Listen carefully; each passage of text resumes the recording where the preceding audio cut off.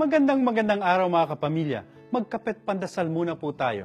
Ito po si Father Nono. Mga kapamilya, noong nakaraang buwan po natapos na ang World Cup o yung World Soccer Tournament. Isa po sa mga mapalad na nakasali sa torneo ay ang Japan.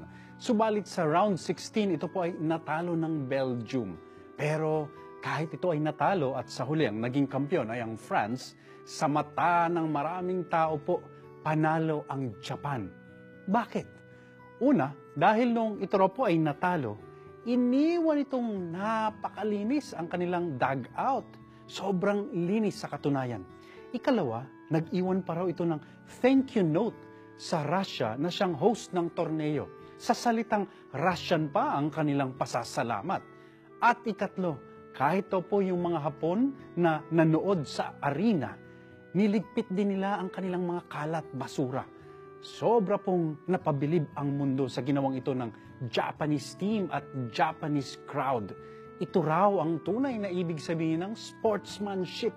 Kahit matalo ka, meron ka pa ring paggalang sa ibang koponan. Kaya mong lampasan ang iyong kalungkutan at kabiguan upang mapagpahalagahan ang iba, kabilang na ang iyong katunggali.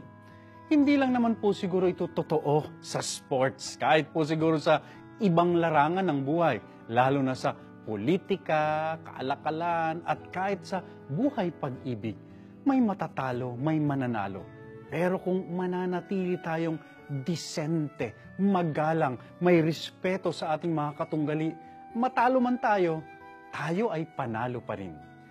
Mga kapamilya, naway tularan po natin ang napakagandang halimbawang ito ng Japan.